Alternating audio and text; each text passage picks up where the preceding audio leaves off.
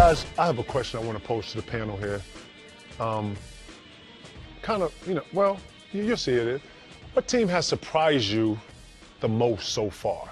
Let's start with you, Czar. I think it's flat out an easy answer, and that's the Boston Celtics. Really? Are you surprised?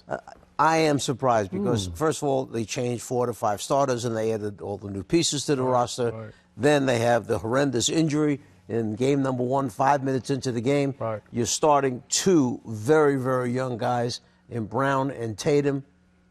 They've won an awful lot of games in a row right now at the top of the Eastern Conference. Right. I'm guessing none of us probably was surprised by that, right? Well, the surprising part about it is, like Mike said, the changes and then the big injury. Right. They were counting on him to do big things, and their 2 young guys stepped up and played. Right. But for me, it's Philadelphia, and the way Embiid and Simmons has come on and played like he's been in the league. Nice synergy with this team, too, right? If you watch Philly.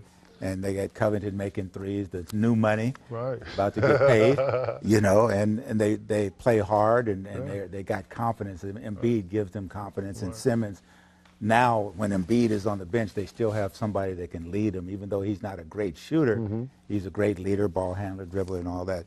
But for me, the real surprise of the teams that have gone down, Dallas being down near the bottom, and then you have the Spurs that are kind of treading water at the moment. And it's funny how age and injuries and loss of talent can cause your whole dynamic just to be changed completely. It's chemistry, man. What about you, Coach? Yeah, I think 2 teams that jump out to me a little bit that have got off to decent starts are Milwaukee and Detroit.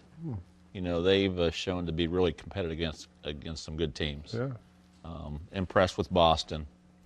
Obviously, Kawhi's injury, I think, really affected San Antonio. But they found a way to stay in that upper half without him, and I think that's been impressive.